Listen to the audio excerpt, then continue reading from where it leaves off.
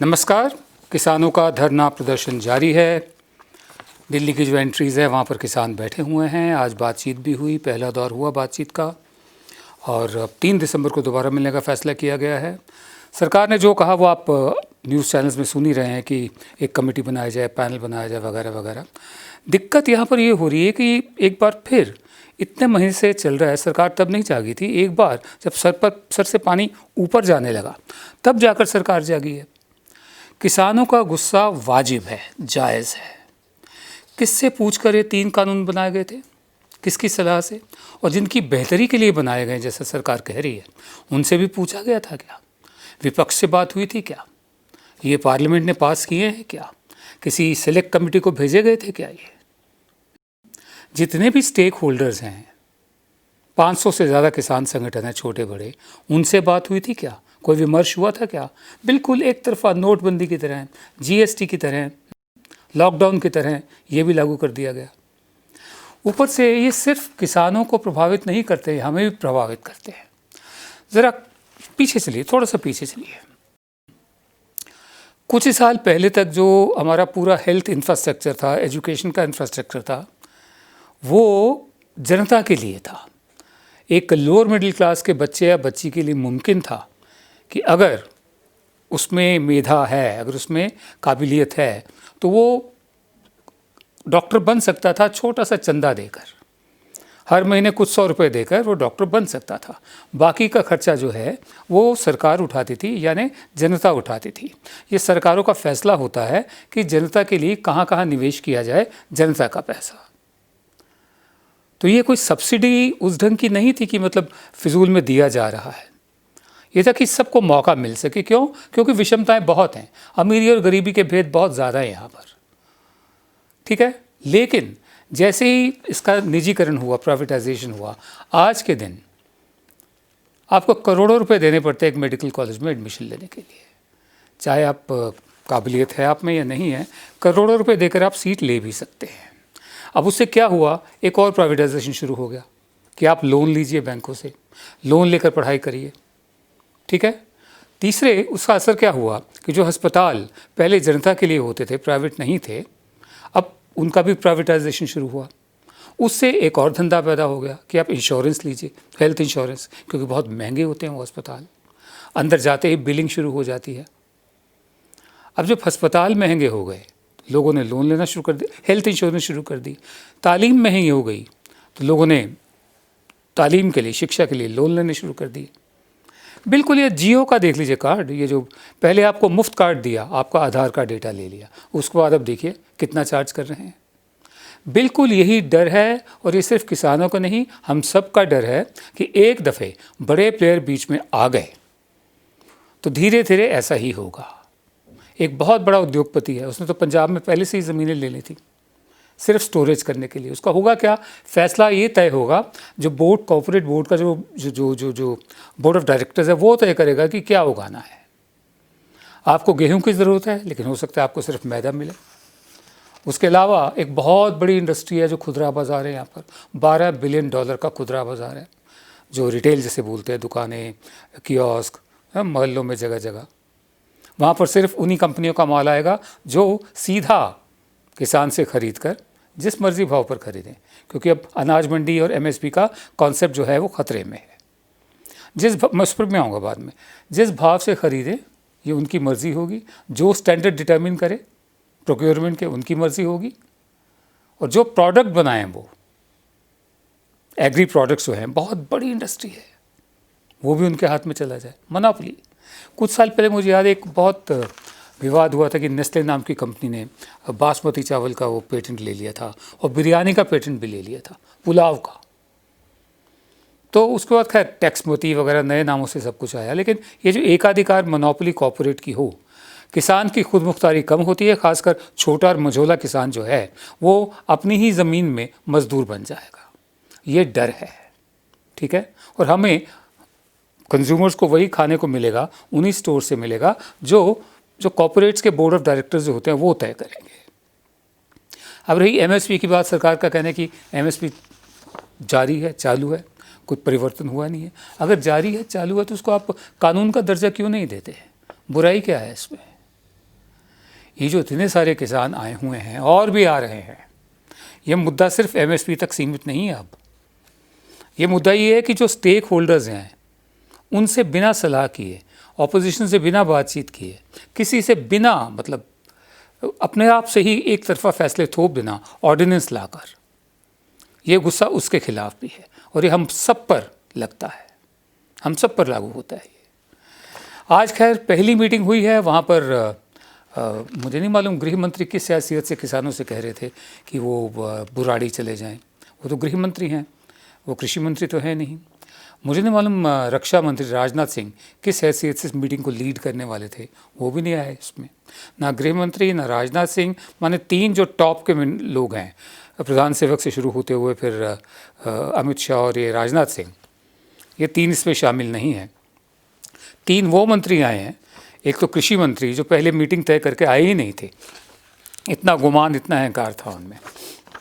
फिर पीयूष गोयल और एक जूनियर मिनिस्टर, इंडस्ट्री मिनिस्टर सोम प्रकाश। अब ये लोग क्या, इनके पास इतनी ऑटोनॉमी है, खुद मुख्तारी है कि ये खुद फैसले ले सकें? ये तो ब्रीफ लेकर आए हैं ना। और कुछ देशद्रोही लोग हैं, हम देशद्रोही कहेंगे, जो बीच पे खालिस्तान का एंगल लगा रहे हैं। आप नीयत से काम कीजिए, साफ नीयत से काम कीजिए। ये सरकारें जो होती हैं वो जनता के लिए होती, जनता सरकारों के लिए नहीं होती। सरकारें सर्विस प्रोवाइडर हैं, आपको चुना गया है, आप इनसे साफ नीयती से बात कीजिए। और बड़े अफसोस की बात है कि आप इसे कन्फ्रंटेशनल बना रहे हैं, जबकि आपसी सहयोग का मामला होना चाहिए। कम से कम इतना तो आप कर ही सकते हैं। ये पी साईनाथ का कहना है, बहुत बहुत बेहतरीन लिखते हैं, इन मामलों की अच्छी जानकारी रखते हैं। कम से कम आप इतना तो कह सकते हैं कि जब तक ये बातचीत चल रही है या चलेगी, तब तक ये जो 3 कानून बने हैं इनको लागू नहीं किया जाएगा, इनको सस्पेंड रखा जाएगा। सरकार की नीयत और सरकार पर भरोसा, सबसे बड़े 2 कसौटियाँ इस वक्त ये हैं। देखते हैं सरकार कितनी खरी उतरती है इन पर, और जो हमारे किसान हैं वो कितना भरोसा रखते हैं सरकार पर। अब बात करेंगे कोरोना की। ये जो कोरोना का केस, एक जो वैक्सीन ट्रायल का केस सामने आया है, जो सीरम इंस्टीट्यूट ऑफ इंडिया ने वैक्सीन बनाई है, और एक वॉलंटियर को जो दिक्कत हुई है, उसने 5 करोड़ रुपए का मुकदमा भी लगाया उस पर। जवाब में सीरम इंस्टीट्यूट ने 100 करोड़ का लगा दिया है। उससे सवाल ये पैदा होता है, अच्छा हाँ, आज हेल्थ सेक्रेटरी वो बता रहे थे कि एक फॉर्म साइन करवाते हैं, वो तो हम कोई भी हॉस्पिटल जाता है, इंडेमनिटी फॉर्म एक होता है जैसे, वो साइन करवाते हैं कि इसका उल्टा असर भी हो सकता है वगैरह। So the first fact is that whenever a clinical trial starts, the subjects are expected to sign a prior informed consent form. This is a global practice. It happens across all countries. What is this prior informed consent form? It is a form that tells the subject that these are the possible adverse events that may happen in case you decide to participate in a clinical trial. And if you understand the implications of this prior informed consent, then please sign this form.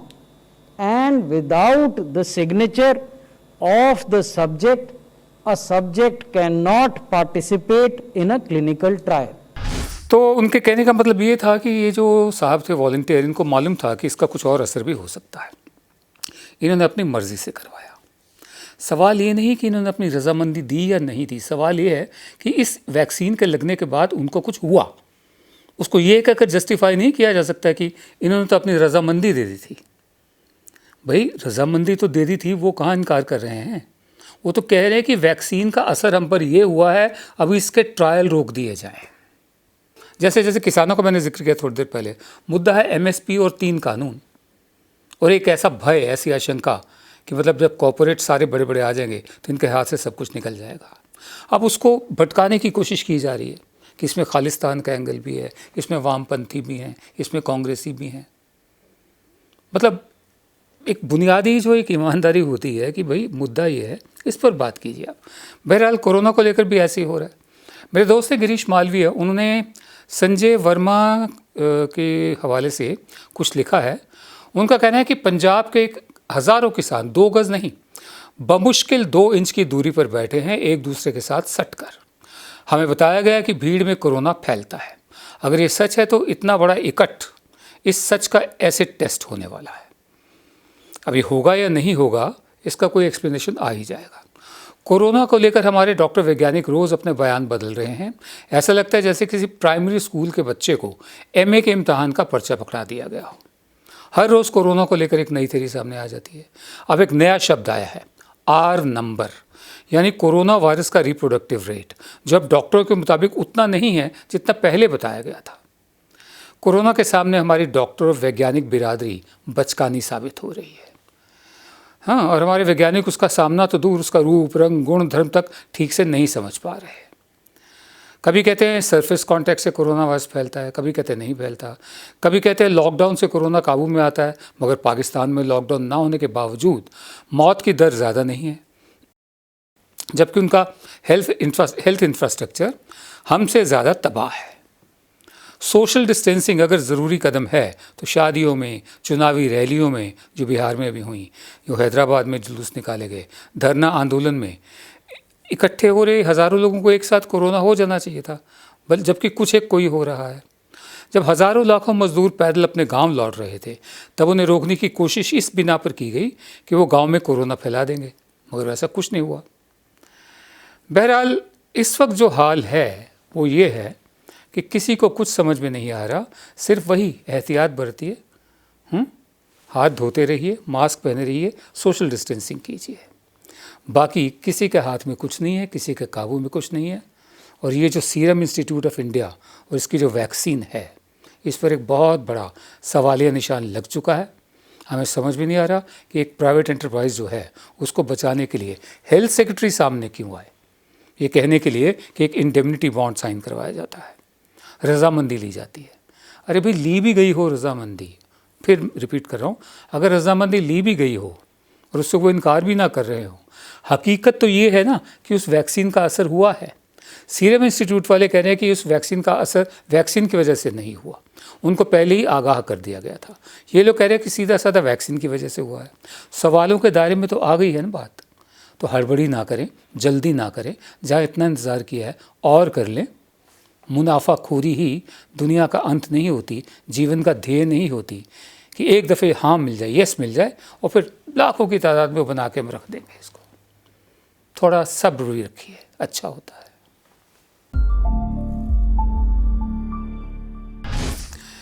रोज़ की तरह show का समापन एक कविता से। आज की कविता है लक्ष्मी शंकर वाजपेयी की। इसका अंग्रेज़ी में अनुवाद किया है प्रोफेसर कुलदीप सलिल ने।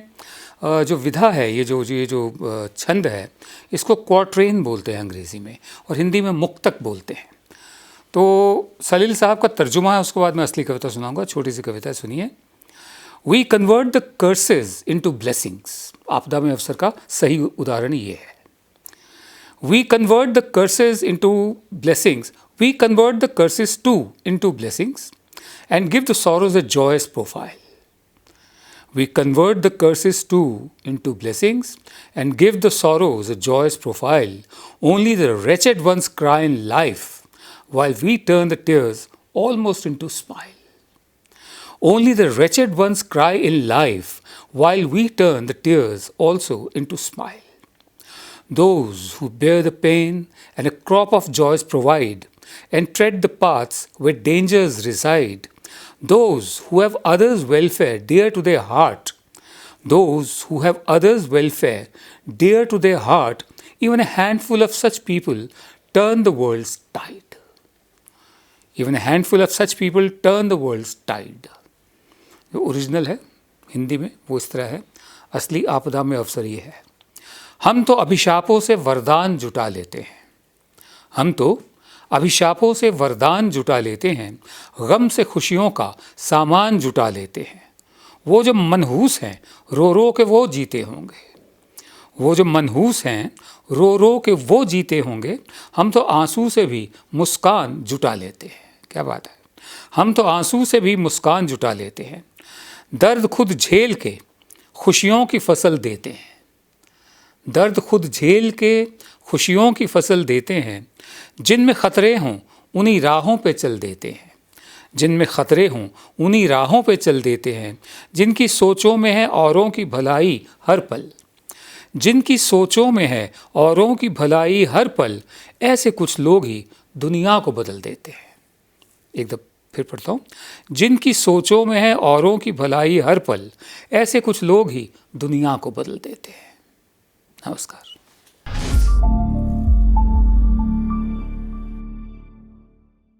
अब खबरें पाइए सबसे पहले हमारे मोबाइल न्यूज एप्लीकेशन पर। एंड्रॉइड या iOS प्लेटफॉर्म पर जाइए, HW न्यूज नेटवर्क को सर्च कीजिए, डाउनलोड कीजिए और अपनी सुविधानुसार भाषा का चयन कीजिए। खबरों की भीड़ में अपने काम की खबर पाते रहिए।